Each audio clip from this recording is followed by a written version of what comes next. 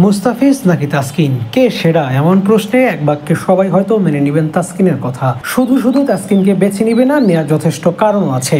3 ফরম্যাটে ধারাবাহিক পারফরমেন্সের কারণেই তাসকিনকে সেরা মানবে যে কেউ। দেশের পেস ইউনিটের নেতাও বলা হয় এই ডানহাতিকে।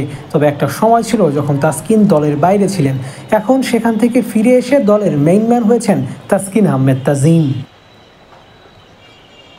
নেপথ্যের কারণ পরিশ্রম, নিজের প্রতি নিজের কঠিন অধ্যবসায়। পরিশ্রম করে তাসকিন হয়েছেন দেশের সেরা। বিশ্বকাপে জায়গা না পেয়ে কান্নায় বুক ভাসানো ছেলেটাই আজ বাংলাদেশ দলের পেস নেতা। পরিশ্রম আর একাগ্রতায় তাসকিনের পাথেয় হয়ে রইল। অন্যদিকে মুস্তাফিজ যেন ঠিক আগের জায়গায় দাঁড়িয়ে রইলেন, না পারলেন পেছাতে, না পারলেন আগাতে। ফিজ যেন ফ্রিজ হয়ে রইলেন। তাসকিন এখন দেশের ক্রিকেটের সবচেয়ে বেশি বেতন পাওয়া ক্রিকেটার। 3 ফরম্যাটে সমান তালে খেলছেন। প্রতি মাস শেষে বিসিবি তাকে দিবে 10 লাখ টাকা। টাকার অঙ্কে যেমন বড়, তেমনি ক্যাটাগরিতেও তাসকিন সেরা। A+ ক্যাটাগরিতে একমাত্র ক্রিকেটার তাসকিন আহমেদ। কিন্তু মুস্তাফিজ, তিনি কোথায়? IPL-এ গিয়ে নাম কামিয়ে আসা, দেশের ক্রিকেটে বড় নাম, সব কিছুই তো ছিল, কিন্তু এখন কোথায়? এখনের হিসেব করলে তাসকিনের ধারে কাছেও নেই মুস্তাফিজ। অথচ একটা সময় ছিল মুস্তাফিজের ধারে কাছেও কেউ ছিলেন না।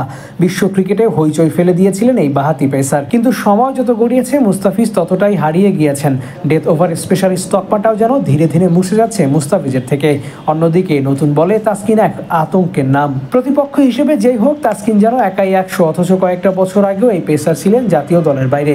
বিশ্বকাপে জায়গা না পেয়ে কান্নায় ভেঙে পড়েছিলেন মিরপুরেই। আর এখন তাসকিন হয়ে উঠছেন দুর্গ, যে দুর্গ ভাঙার মতো নয়। অন্যদিকে মুস্তাফিজ এখন একাদশের সেকেন্ড চয়েস। প্রতিপক্ষ বিবেচনায় তাকে একাদশে রাখা হয়। অথচ এই পেসার হতে পারতেন বিশ্বের সেরা 5 পেসারের একজন।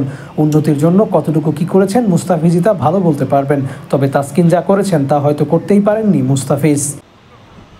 3 ফরম্যাটেই খেলছেন তাসকিন। মুস্তাফিজ শেষ কবে টেস্ট খেলেছেন, কোথায় খেলেছেন, এমন প্রশ্ন ক্রিকেটের পার ভক্তকে করলেও হয়তো তিনি ঠিকঠাক জবাব দিতে পারবেন না। এজন্যই বলে পরিশ্রম সৌভাগ্যের চাবিকাঠি। Abu Naim, sports Times.